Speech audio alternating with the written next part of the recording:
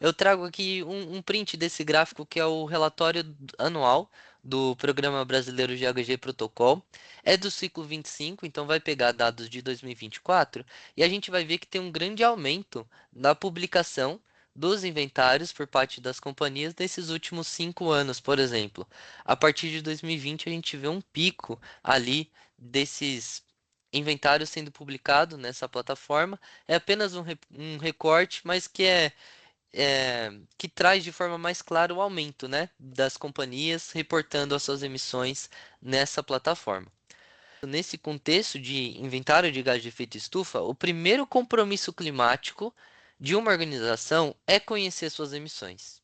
E aqui a gente vê que muitas companhias ainda usam planilhas desconectadas para fazer esses cálculos, para fazer essas compilações desses dados que são tratados. Só que essa grande pulverização de informações em diversas fontes diferentes pode causar um erro manual de preenchimento, você pode perder uma evidência, você pode contar o dado duas vezes, a famosa duplicidade, você pode ter uma inconsistência metodológica.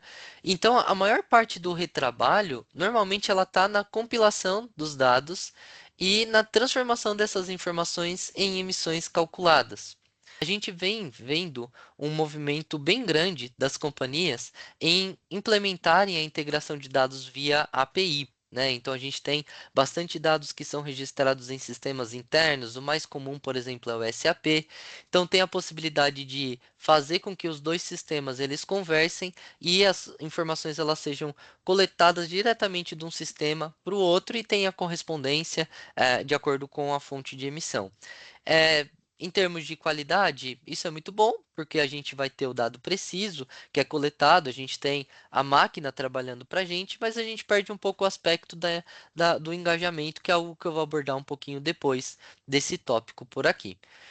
E a gente calcula, aqui tem um ponto importante. A gente calcula as emissões não apenas para calcular, porque a gente faz o inventário para ter uma medição robusta da nossa operação. E quando a gente vai para dados spend-based, sendo que a gente pode ter uma coleta um pouco mais estruturada, a gente está calculando de alguma certa forma só por calcular, porque a gente não vai ter ação em cima disso. Então a gente entende que o processo, o inventário ele é um processo de engajamento. é, os dados de spend based eles têm uma incerteza alta, eles têm uma qualidade mais baixa. E aqui eu diria que esses dados eles devem ser utilizados apenas quando os dois primeiros ali eles não estiverem disponíveis depois de um esgotamento de pesquisa, por exemplo. Olhando para a qualidade dos dados, a gente vê que as companhias que calculam as emissões com base nos, fa- no- nos dados 1 e 2, por exemplo, elas têm um nível de maturidade grande, elas têm uma visualização das informações de maneira mais robusta, mais calibrada, enquanto se você calcula suas emissões com base nos itens 3 e 4, por exemplo, isso acende um alerta, porque ah, os dados que você está manipulando, as emissões que você está eh, obtendo a partir dos cálculos, elas podem não ser realmente a realidade que você encontra aí na sua companhia. E uma boa prática que a gente sempre gosta de ressaltar aqui na Arca é chamar essas áreas para o resultado final. É mostrar para as áreas os resultados do inventário. Olha, a sua contribuição, ela está aqui. A fonte de emissão ah, que os dados que você fornece é calculada, ela está aqui. Ela tem essa representatividade. A gente tem essa evolução ao longo do tempo. E aí, o responsável pelo dado ele começa a enxergar de maneira mais estratégica por que que ele está fornecendo e como é importante a informação que ele fornece. E quando a área ela visualiza essa informação, o engajamento ele muda completamente. A gente tem experiências aqui em reuniões de fechamento de projeto em que são chamados os responsáveis pelos dados e a gente vê uma participação deles falando, olha, puxa, eu não sabia, não entendia como eu contribuía para esse projeto e vi que a minha contribuição é grande, minha área ela é importante aqui na companhia. O ponto que eu quero trazer aqui é que a gente precisa demonstrar a importância da rastreabilidade e a governança documental quando a gente quer ter um inventário bem confiável. E aqui a gente tem dois tipos de coleta de dados, né? Do fluxo do preenchimento das informações. A gente pode ter uma coleta que acontece de forma retrospectiva e uma coleta que acontece de forma contínua. É, bom, olhando para uma coleta retrospectiva, a gente pode ter uma análise desses dados que foram coletados só no final do período de apuração. Isso faz com que a gente não consiga corrigir rota. Só que, quando a gente tem uma coleta contínua, a gente tem esse acompanhamento ao longo do ano, então a gente já vai traçando a curva, a gente já vai entendendo onde que tem um consumo maior, onde que tem um consumo menor, o que pode ter acarretado uma paralisação na produção, por exemplo, um acúmulo de produção de um mês para o outro. Então a gente tem que coletar essas informações de forma contínua para a gente poder traduzir isso em ações. Os ajustes, quando a gente coleta de forma retrospectiva, eles são dificultados. É difícil a gente voltar na minúcia de qual mês, de quem forneceu esse dado, de qual mês. Pode ser que fulano não esteja mais na companhia, como que ele trouxe essas informações. Então é difícil a gente ajustar esses dados numa coleta retrospectiva. Na coleta contínua, isso não acontece, porque a gente já vê a informação, acompanha, já pode corrigir uma rota enquanto a gente está preenchendo isso daí, por causa dessa coleta contínua. E aí a gente tem um maior risco de inconsistências, delas serem passadas ao longo dessa coleta que aconteceu de forma retrospectiva. Só que quando tem uma coleta contínua, a gente identifica essas inconsistências, pode corrigi-las e aí a gente tem mais confiabilidade dessas informações.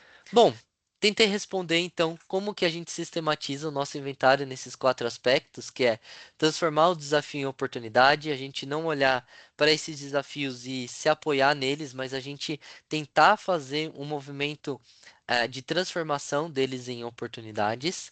Sem as áreas engajadas, é muito difícil de fazer um inventário, então a gente precisa comprar, fazer com que as áreas elas comprem a nossa ideia, e isso daí passa por uma estratégia da companhia, da alta liderança, já trazendo isso e descendo, cascateando isso na companhia.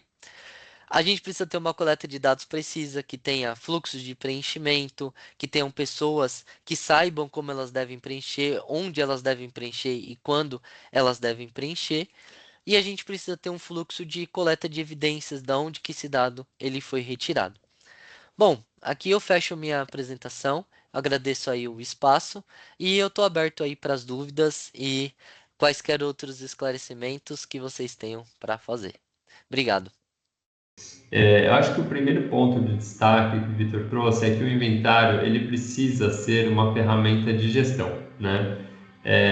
Uma ferramenta de gestão estratégica, ou seja, ele é o primeiro passo para uma estratégia frente às mudanças climáticas, né? Então, você parte do inventário para fazer um plano de descarbonização, você parte do inventário para fazer metas, você parte do inventário para fazer as suas comunicações, né? Então, ele é a base para muita coisa relacionada a mudanças climáticas e esse é um tema que só vai crescer, né? Não importa o que está acontecendo na política global, não importa como que o mercado está encarando isso ou não, as mudanças climáticas elas vão continuar ocorrendo, né? O planeta está sentindo isso. Então, de uma forma ou de outra, as empresas vão precisar descarbonizar, né? E eu gosto muito de falar da descarbonização antes da compensação, porque muito se fala em crédito de carbono, muito se fala em compensação de emissões,